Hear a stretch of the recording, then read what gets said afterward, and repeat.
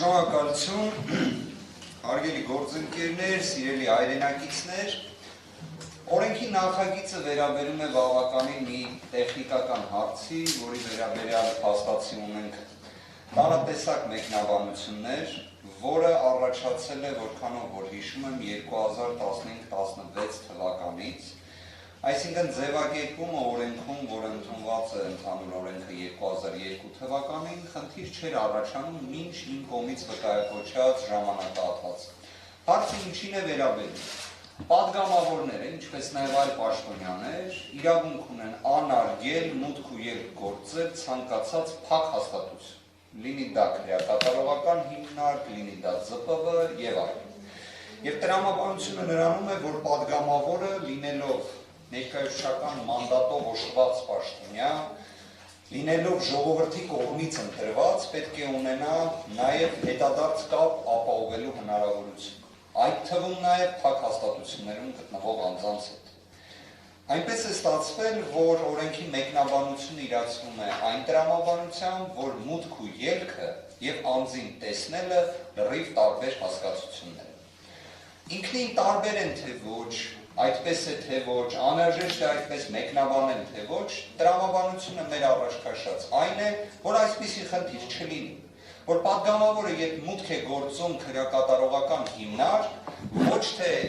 բախվի այն իրավիճակին, որ ենթադրենք մուտք գործելով քրեակատարողական հիմնարկի մի խուց, այն անձին, որի վերաբերյալ ստացել է ահազանգ հանեն այդ խցից, ինքը գնա ուղղակի դատարկ պատեր տեսնի,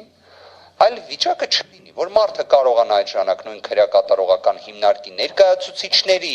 պայմաններում պարզապես ունենա այդ ահազանգին հետադարձ կապը։ Ես այստեղ հիմնավորման տեսանկյունից նախ ուզում եմ մի իրավիճակ ներկայացնել, որը կցանկանամ նաև հենց ընթերցել։ Հետևյալն է։ Օրինակ, մարդը, ընտրողը, զանգում է պատգամավորին եւ ասում է. ամուսինս քրեակատարողական հիմնարկում է եւ նրան խոշտանգումների են ենթարկել։ Եղունգներն են քաշել, մատներն են կտրել, կամ շաքարն է բարձրացել եւ կյանքին վտանգ է սպառնում։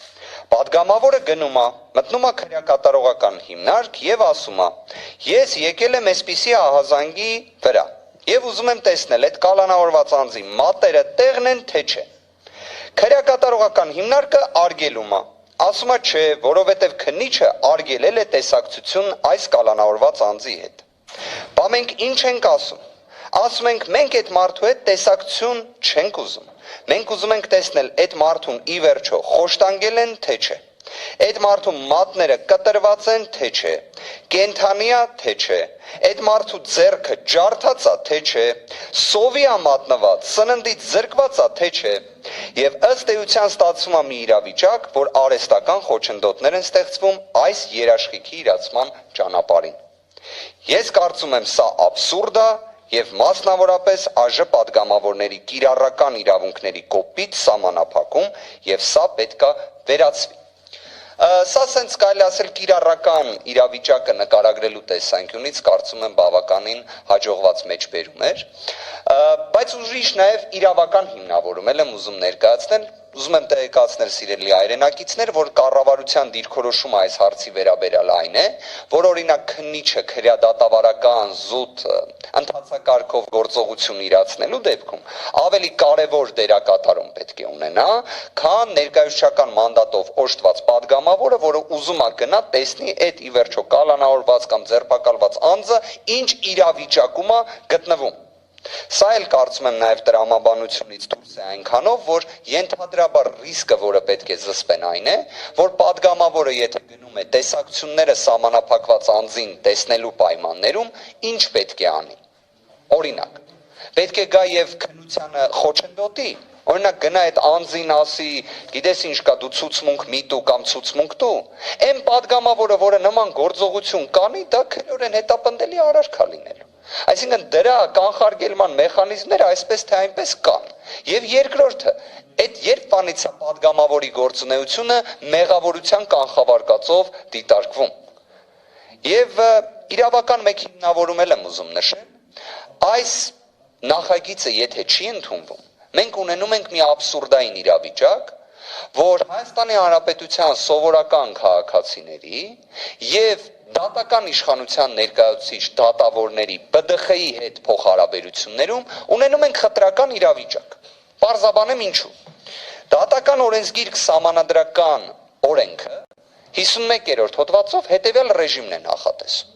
Ասում է ԲԴԽ անդամները կարող են ցանկացած ժամանակ անարգել մուտք ու ելք ունենալ քրեակատարողական հիմնարկներում, անարգել, այնպես ինչպես падգամավորները։ Ասում են նաև դատական օրենսգրքի համաձայն, որ կարող է նաև ցանկացած պահի տեսակցել այդ դատավորին, եթե ԲԴԽ կոնկրետ այդ անդամի վերաբերյալ առկա չէ քննիչի տեսակցությունը սահմանափակելու մասին որոշում։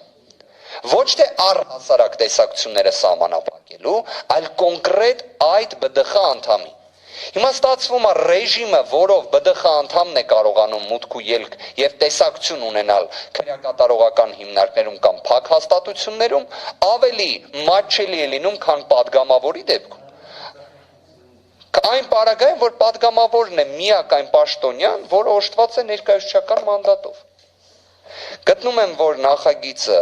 հիմնավոր է, նախագիծը իրենից ենթադրում է падգամավորի գործունեությունից բխող երաշխիքների ուղղակի պրակտիկայում տարընկալման, տարընթերցման վերացում եւ ամբողջությամբ բխում է նաեւ ժողովրդավարության սկզբունքից։ Շնորհակալություն։